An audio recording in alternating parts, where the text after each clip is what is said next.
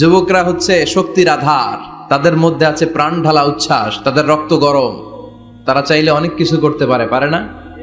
কোটা বিরোধী আন্দোলন করতে পারে, তারা নিরাপদ সড়ক চাই আন্দোলন করতে পারে, তারা দুর্নীতিমুক্ত বাংলাদেশ গড়ার প্রত্যয় নিতে পারে। চিল্লায় বলেন ঠিক কিনা? মৃত্যু আসার আগে জীবনটারে কাজে লাগাও, ঠিক কিনা? কথা বলেন। আমরা কে কবে মরবো জানি? কেউ জানি? কিন্তু মরবো যে এটা জানি, ঠিক কিনা? মরবো এটা সুনিশ্চিত, কিন্তু কবে মরবো কারো জানা নাই। এজন্য মৃত্যু আসার আগে জীবনটাকে কাজে লাগাও। বিষ্ণু ঈসা ইসলাম বলেছেন, শাবাবাকা ক্বাবলা হারামিক, বার্ধক্য আসার আগে যৌবনকে কাজে লাগাও। এবং in the day of judgement, কিয়ামতের কঠিন ময়দানে আল্লাহ কিন্তু জিজ্ঞেস করবেন, তোমার জীবনটাকে তুমি কোন কাজে লাগিয়েছো? এজন্য যুবকরা যদি জাগে, ভালো থাকবে বাংলাদেশ। যুবকরা যদি ইসলামের পক্ষে কাজ করে, বাংলাদেশটার রহমত আর বরকত দিয়ে সমৃদ্ধ করে দিবে কে? যুবকদের চরিত্র নষ্ট করার জন্য, তাদের এইম নষ্ট করে দেওয়ার জন্য, তাদের ক্যারিয়ার গুলো নষ্ট করে দেওয়ার জন্য যা যা দরকার তার সব কিছুর বন্দোবস্ত বাংলাদেশে আছে না নাই? যুবকদেরকে শেষ করে দিয়েছে নোংরা ছাত্র রাজনীতি, আছে না নাই? টেন্ডারবাজি, চাঁদাবাজি, রাজনৈতিক দলগুলো এই যুবকদেরকে দিয়ে এই কাজগুলো করায়। ওনারা কিন্তু মাঠে নামে না। যুবক ভাইয়েরা, এগুলো থেকে বেঁচে থাকতে হবে। তোমাদের এই উচ্ছ্বাস, তোমাদের এই শক্তি ইসলামের পক্ষে কাজে লাগাতে হবে। তাহলেই ওয়াশাবুন নাশাআ ফি ইবাদাতিল্লাহ, যেই 7 শ্রেণীর যুবক কিয়ামতের দিন আল্লাহর আরশের নিচে ছায়া পাবে, ওই যুবকদের অন্তর্ভুক্ত হওয়া যাবে। চিল্লায় বলেন ঠিক কিনা? আল্লাহ আমাদের যুবক ভাইদেরকে তুমি হেফাজত করো। আমাদের মুসলিম উম্মার সবচেয়ে বড় সমস্যা হচ্ছে, আমাদের যে ক্যাপাসিটি আছে, আমাদের যে মেধা আছে, আমাদের যেই প্রিভিলেজ গুলো আছে, এগুলোকে আমরা কাজে লাগাই না, ঠিক কিনা? কিন্তু উন্নত বিশ্বে দেখবেন, যার যতটুকু যোগ্যতা আছে সেটা সে মানবতার কল্যাণে, ইসলামের কল্যাণে কাজে লাগায়। মানবতার কল্যাণে কোনো যোগ্যতা বা কোনো কাজকে কাজে লাগানো, এটা অনেক বড় ইবাদত। সুবহানাল্লাহ পড়েন। সুবহানাল্লাহ। আমরা অনেকে মনে করি শুধু সালাত পড়া, রোজা রাখা, জিকির করা, সাদাকা দেয়া, চ্যারিটি দেয়া, এটাই ইবাদত না। যে কাজ করলে আল্লাহ খুশি, যে কাজ করলে মানবতার কল্যাণ হয়, তার সবটাই ইবাদত। চিল্লায় বলেন ঠিক কিনা? একজন রাস্তা চিনে না, আপনি রাস্তায় দাঁড়িয়ে রাস্তা দেখিয়ে দিলেন, এটা ইবাদত। একজন অসুস্থ, আপনি তাকে ঋণ দিলেন, এটা ইবাদত। একজন মুমূর্ষু ব্যক্তিকে বাঁচানোর জন্য রক্তের দরকার, আপনি রক্ত দিলেন, এটাও ইবাদত। প্রাণীর প্রতি আপনি দয়া করলেন, এটা ইবাদত। এজন্য প্রিভিলেজ গুলোকে কাজে লাগাতে হবে। বিষ্ণু বলেছেন, ইগতানিম খামসান ক্বাবলা খামসিন, 5টা জিনিস আসার আগে 5টা জিনিসকে কাজে লাগাও। নাম্বার 1 হচ্ছে হায়াতাকা ক্বাবলা মাউতিক, মৃত্যু আসার আগে জীবনটারে কাজে লাগাও, ঠিক কিনা? কথা বলেন। আমরা কে কবে মরবো জানি? কেউ জানি? কিন্তু মরবো যে এটা জানি, ঠিক কিনা? মরবো এটা সুনিশ্চিত, কিন্তু কবে মরবো কারো জানা নাই।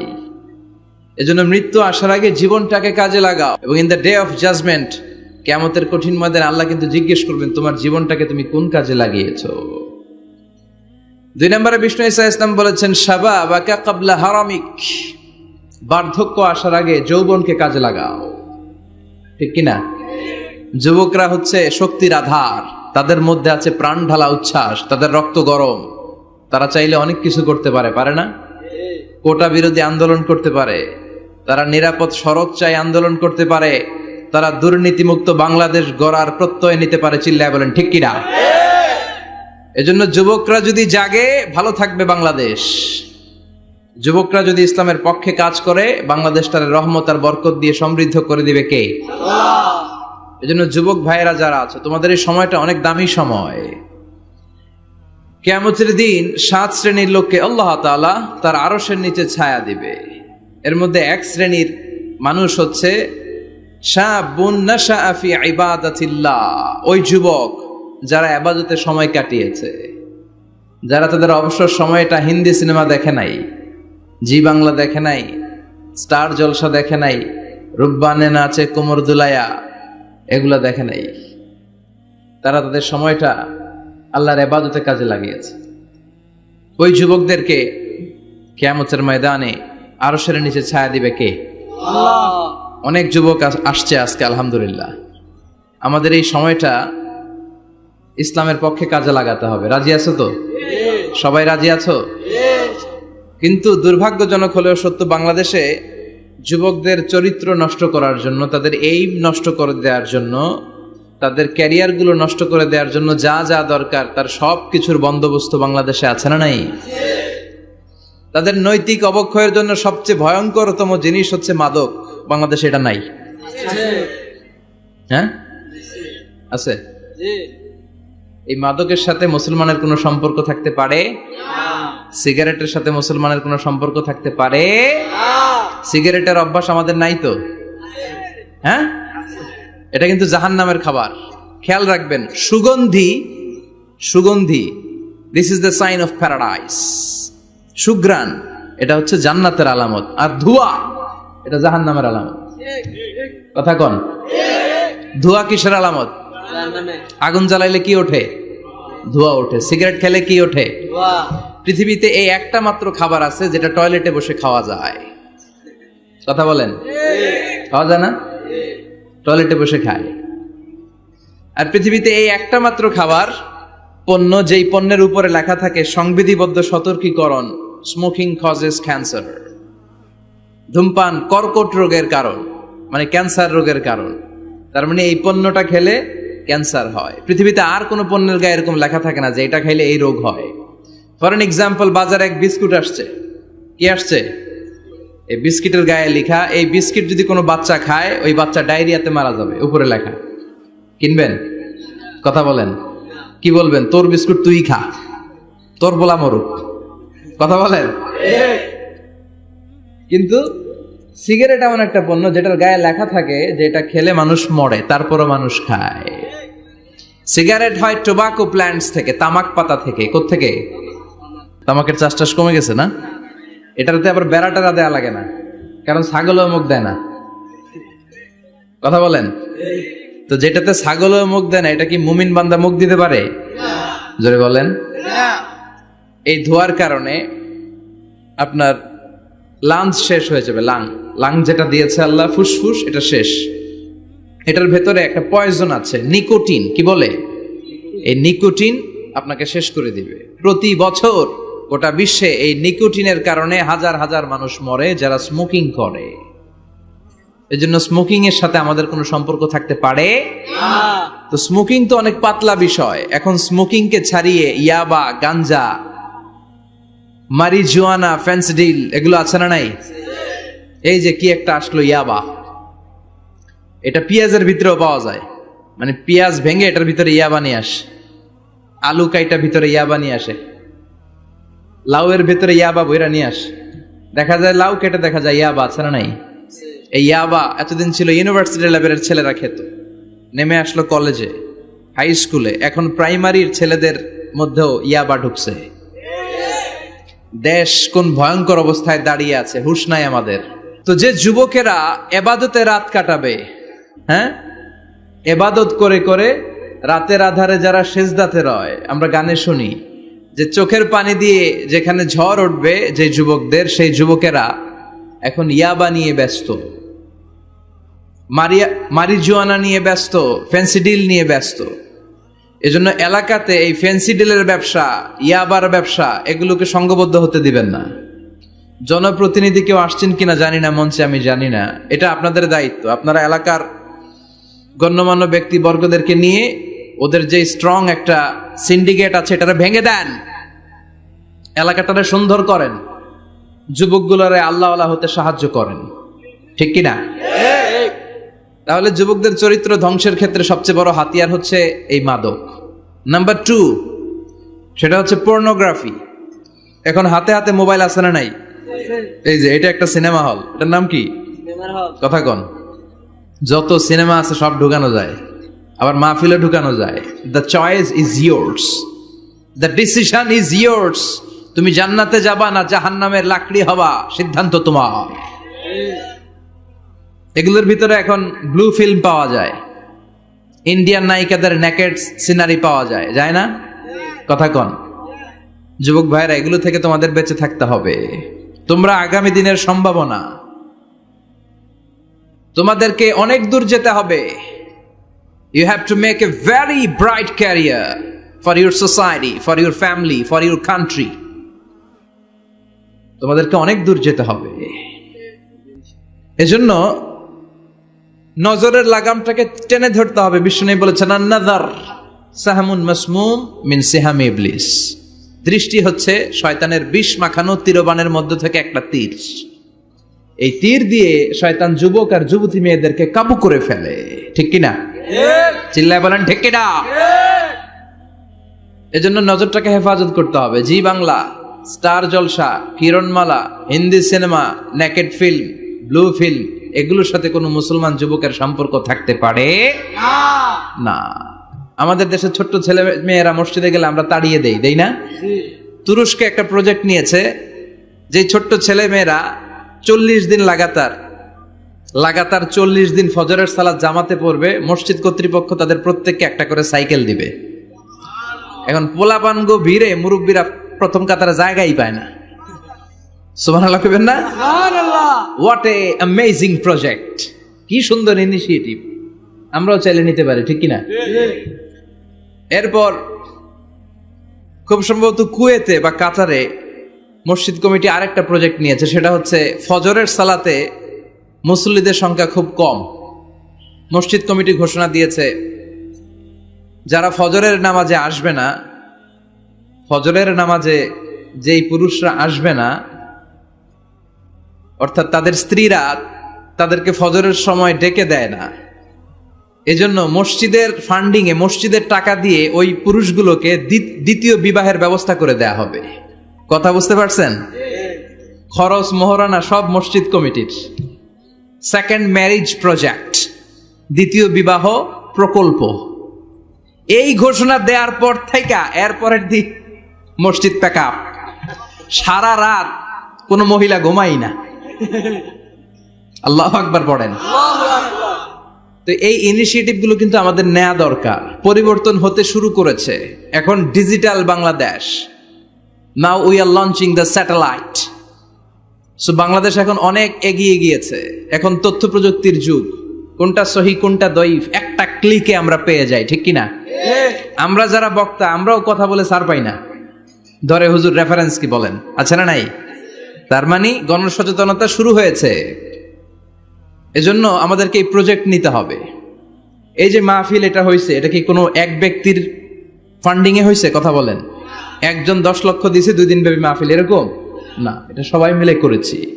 সবাই মিলে, এরকম সবাই মিলে যুবকদেরকে বাঁচাতে হবে। সবাই মিলে একসাথে আল্লাহওয়ালা হতে হবে। সবাই মিলে একসাথে জান্নাতে ঢুকতে হবে। তাহলে যুবকদেরকে শেষ করেছে মাদক, এই মাদক থেকে বাঁচতে হবে। যুবকদেরকে শেষ করেছে পর্নোগ্রাফি, পর্নোগ্রাফি থেকে বাঁচতে হবে। যুবকদেরকে শেষ করে দিয়েছে নোংরা ছাত্র রাজনীতি। আছে না নাই? টেন্ডারবাজি, চাঁদাবাজি, রাজনৈতিক দলগুলো এই যুবকদেরকে দিয়ে এই কাজগুলো করায়। ওনারা কিন্তু মাঠে নামে না। চিল্লায় বলেন। এই যে নির্বাচন পূর্ব সহিংসতা, এখানে গাড়ি ভাঙচুর, ওইখানে জ্বালাও পোড়াও, এখানে আগুন দাও, ওইখানে সন্ত্রাসবাদ, এগুলো সব যুবকদেরকে দিয়ে করানো হয়। এজন্য নোংরা রাজনীতির এই প্যানেলকে ভেঙে দেন আপনারা। সুন্দর রাজনীতির প্রচলন শুরু করেন। বরকত দিবে কে? আপনাদের একটা শক্ত সিদ্ধান্তই পারে বাংলাদেশকে সোনার মদিনার রাষ্ট্রে পরিণত করতে। চিল্লায় বলেন ঠিক কি না? তাহলে যুবকদের সবচেয়ে বড় সমস্যা কি? মাদক, তারপর পর্নোগ্রাফি, 3 নম্বরে নোংরা ছাত্র রাজনীতি, 4 নম্বরে লেট ম্যারেজ। আছে না নাই? কয় তুই নিজের পায়ে দাঁড়া। এতদিন কার পায়ে দাঁড়াইছে? কয় তুই নিজের পায়ে দাঁড়া আগে, তারপরে বিয়ে করবি। নো, টাইমলি ম্যারেজ ক্যাম্পেইন করতে হবে। যুবক হওয়ার সাথে সাথে সোসাইটির অর্থায়নে ওকে বিয়ের ব্যবস্থা করে দিতে হবে। বিষ্ণু ইসলাম বিয়েকে অনেক সহজ করেছেন, অনেক সহজ করেছেন। এক সাহাবী বলল, ইয়া রাসূলুল্লাহ বিয়ে করব। বিষ্ণু বললেন, হাল্লাকা সাদাক ইয়ানি মাহর, ডু ইউ হ্যাভ দ্য ডোরি? তোমার কি মোহর আছে? কারণ বিয়ে করলে তো মোহর দেয়া লাগবে। সাহাবী বলে, মোহর টোহর কিছু নাই। কি আছে? আমার সে গরিব এই তল্লাটা কেউ নাই। বিষ্ণু বললেন, ও সাহাবী, কোরআনের কোন সূরা আছে কিনা তোমার কাছে? সাহাবী বলল, নবী, কোরআনের অল্প কয়েকটা সূরা আমার মুখস্থ জানা আছে। এক যুবতী মেয়ে বলল, নবী, আমি বিয়ে করব। বিশ্বনবী বললেন, কোরআন জানো নাকি? যুবতী বলে, না, কোরআন আমি জানি না। বিশ্বনবী বললেন, আমার কাছে ভালো একখানা পাত্র আছে, বিয়ে পড়িয়ে দিলাম। আর মেয়েটাকে বলল, মা, তোমার স্বামীর কোনো টাকা নাই, পয়সা নাই, মোহরানা দেওয়ার মতো কিচ্ছু নাই, তুমি কোরআন জানো না, কিন্তু তোমার স্বামীর সিনার ভিতরে কোরআন আছে। তোমার কোরআন জানা নাই, প্রতি রাতে তোমার স্বামী তোমাকে কোরআন শিখায়া দিবে, সূরাগুলো মুখস্থ করায়া দিবে। তোমাকে যে তোমার স্বামী কোরআন শিখায়া দিবে, এটাই হলো রে মা তোর বিয়ের মোহর। স্বামী তোমার টিচার, সে তোমাকে কোরআন শিখায় দিবে, এটা তোমার বিয়ের মোহর। সহজ হয়ে গেল না? কথা বলেন। সবচেয়ে বরকতময় বিয়ে ওই বিয়ে যেই বিয়েতে খরচ কম। শুনতেছেন? হ্যাঁ, আমলের নিয়তে শুনেন। চেঞ্জ লাগবে, পরিবর্তন আনতে হবে আমাদের। ওই বিয়েটা সবচেয়ে বরকতের বিয়ে যেই বিয়েতে মোহরানা কম, যেই বিয়েতে খরচ কম, যেই বিয়ের ভেতরে ধুমধাম কম। ওই বিয়েটারে বরকত দিয়ে পরিপূর্ণ করে দেয় কে? ফাতিমা রাদিয়াল্লাহু তাআলা আনহার সাথে সাইয়েদনা আলীর বিয়ে হলো। ফাতিমাকে যে বিষ্ণু বললেন, আলী আমার কাছে এসে তোমার কথা বলেছে, তুমি কি রাজি? ফাতিমা কোনো কথা বলে না। আবার জিজ্ঞেস করা হলো, কথা বলে না। ফাসাকাতাত, চুপচাপ। তিনবার বিশ্বনবী জিজ্ঞেস করলেন, তিনবারই চুপচাপ। আসুকুতু নিসফুর রিদা, মেয়েদের চুপ থাকা সম্মতির অর্ধেক। জোরে কোন ঠিক কিনা? কি লজ্জাবতী নারী, কিছু বলেই না। তার মানে বাবা যেটা ডিসাইড করবে ওইটাই। ফাতেমার সাথে সাইয়েদনা আলীর বিয়ে হয়ে গেল। সামান্য কিছু কাপড় পেয়েছেন, সামান্য কিছু দিরহাম পেয়েছেন, সামান্য কিছু মোহরানার বিনিময়ে বিশ্বনবীর কন্যা সাইয়্যিদাতু নিসাই আহলিল জান্নাহ, সব নারীদের সর্দারিনী, যে ফাতেমা জান্নাতের দরজার ভেতরে ধাক্কা না দিলে কোনো নারী জান্নাতে প্রবেশ করতে পারবে না। সামান্য কিছু মোহরানার বিনিময়ে বিয়ে হয়ে গিয়েছে। কোন সুবহানাল্লাহ। এজন্য বিয়েটারে সহজ করার দরকার আছে না নাই? রাজি আছেন তো? বিয়েটাকে সহজ করতে হবে। এরপরে আরেকটা সমস্যা হচ্ছে বিবাহ বহির্ভূত সম্পর্ক। এটা যুবকদের মধ্যে এখন মহামারী আকার ধারণ করেছে। এখন গার্লফ্রেন্ড বয়ফ্রেন্ড আছে না নাই? সংক্ষেপে এগুলোর কি কয়? জিএফ। জিএফ আর বিএফ। গার্লফ্রেন্ড আছে কার কার দেখি? হ্যাঁ, ওই যে একটা হাত তুলছে, ওরে নোবেল প্রাইজ দেওয়া দরকার। যুবক ভাইয়েরা, এগুলো থেকে বেঁচে থাকতে হবে। তোমাদের এই উচ্ছ্বাস, তোমাদের এই শক্তি ইসলামের পক্ষে কাজে লাগাতে হবে। তাহলেই ওয়াশাবুন নাশা ফি ইবাদাতিল্লাহ, যেই 7 শ্রেণীর যুবক কিয়ামতের দিন আল্লাহর আরশের নিচে ছায়া পাবে, ওই যুবকদের অন্তর্ভুক্ত হওয়া যাবে। চিল্লায় বলেন ঠিক কিনা? আল্লাহ আমাদের যুবক ভাইদেরকে তুমি হেফাজত করো। তাহলে মৃত্যু আসার আগে বিশ্বনবী বললেন, জীবন কাজে লাগাও। বার্ধক্য আসার আগে যৌবনকে কাজে লাগাও। অসুস্থ হওয়ার আগে সুস্থতাকে কাজে লাগাও। সুবহানাল্লাহ পড়েন। সুবহানাল্লাহ। এরপরে বিষ্ণু বললেন, দারিদ্রতার কষাঘাত আসার আগে ধনাঢ্যতাকে কাজে লাগাও। 5 নম্বরে সব শেষে বিশ্বনবী বললেন, ব্যস্ত হয়ে যাওয়ার আগে অবসরকে কাজে লাগাও। এগুলোকে কাজে লাগাতে রাজি আছেন? সবাই রাজি আছেন তো? ইনশাআল্লাহ। রাজি আছেন সবাই? ইনশাআল্লাহ। আল্লাহ তুমি তৌফিক দাও। চিল্লায় পড়েন আমিন। আমিন। আর জোরে পড়েন আমিন। আমিন। খেয়াল রাখবেন, নবীদের সাথে যারা বিরোধিতা করেছে তারা সন্ত্রাস, আর নবীরা ছিল মুজাহিদ। চিল্লায় বলেন ঠিক কিনা? তার মানে বিশ্বনবী ছিলেন মুজাহিদ। এবার সন্ত্রাসীটার নাম বলেন, আবু জাহেল। মুসা আলাইহিস সালাম ছিলেন মুজাহিদ, তাহলে সন্ত্রাসটার নাম বলেন। ইব্রাহিম আলাইহিস সালাম ছিলেন মুজাহিদ, তাহলে সন্ত্রাসটার নাম বলেন। তার মানে হকের পক্ষে যারা তারা সবাই মুজাহিদ, আমরাও মুজাহিদ। চিল্লায় বলেন ঠিক কিনা? কল্যাণের কথা যারা বলে তারা মুজাহিদ, অন্যায়ের দিকে যারা ডাকে তারা সন্ত্রাস। কোটা বিরোধী আন্দোলন যেই যুবক ছেলেগুলো করেছে ওরা মুজাহিদ, ওদের বিরোধিতা যারা করেছে ওরা সন্ত্রাস। নিরাপদ সড়ক চাই আন্দোলন যেই ছেলেগুলো করেছে এক একটা মুজাহিদের বাচ্চা, ওদের বিরোধিতা যারা করেছে এক একটা কুখ্যাত সন্ত্রাস। এজন্য হকের পক্ষে যারা থাকবে, ইসলামের পক্ষে যারা থাকবে, ন্যায় নীতি সাম্যের পক্ষে যারা থাকবে তারা মুজাহিদ। বাই ডিফল্ট এগুলো মুজাহিদ। চিল্লায় বলেন ঠিক কিনা? আর বিরোধিতা যারা করবে সন্ত্রাস,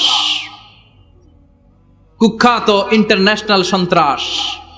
ফেরাউনও তার নাম আল্লাহ রাখে নাই, সে তার নাম দিছিল আমি তোমাদের বড় রব। কি দিছিল? فحشر فنادى فقال انا ربكم الاعلى। বিশাল একটা গ্যাদারিং করে সবার সামনে কয় আমি বড় খোদা। আমি কি? আমি বড় খোদা, রব্বুকুমুল আ'লা, তোগো বড় রব, কিন্তু আমি আল্লাহ। এটা কইছে? কথা বলেন।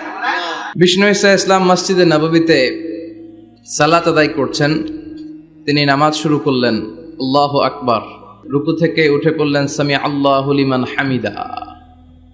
পেছন থেকে সাহাবারা পড়ল রব্বানা ওয়ালাকাল হামদ।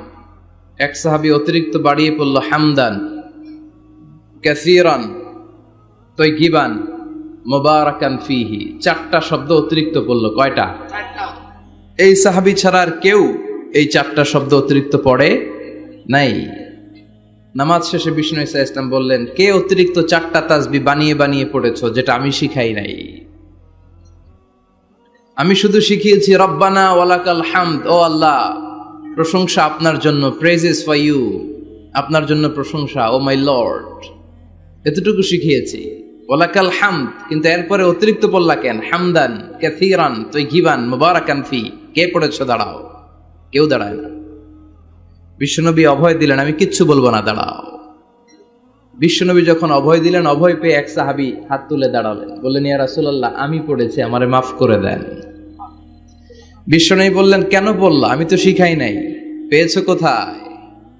সাহাবী বলল, ইয়া রাসূলুল্লাহ, রব্বানা ওয়ালাকাল হামদ মানে oh my Lord, all praises to you, oh Allah সব প্রশংসা আপনার। তো আল্লাহর প্রশংসা যখন আমি করতে শুরু করি, অল্প করলে আমার পোষায় না, এজন্য আমি বাড়িয়ে বাড়িয়ে করি, বেশি বেশি করি। এটা আমার নিজ থেকে আমি বানিয়েছি। আমি বানিয়ে বানিয়ে পড়েছি হামদান কাসীরান তাইয়িবান মুবারাকান ফিহি। আমাকে মাফ করে দেন। বিষ্ণু বললেন, কোনো সমস্যা নাই, ভয় পেও না, চিন্তা করো না। তোমরা তো দেখোনি, আমি দেখেছি। সালাত অবস্থায় আমি দেখতে পেয়েছি তোমার এই অতিরিক্ত চারটা যে তাসবিহ, এটার সওয়াবটা বিদউয়া সালাসুনা মালাইকা, 30 জনেরও বেশি ফেরেশতা কে কার আগে আল্লাহর আরশে এই সওয়াবটা পৌঁছে দিবে, এ নিয়ে আল্লাহর আকাশের মধ্যে তারা প্রতিযোগিতা করছিল। এজন্য আল্লাহর প্রশংসার দরকার আছে না নাই? ওয়া ইন তাউদ্দু নি'মাতাল্লাহি লা তুহসুহা। আল্লাহর নেয়ামতগুলো যদি গুনতে শুরু করে দাও, গুনে শেষ করা যাবে না।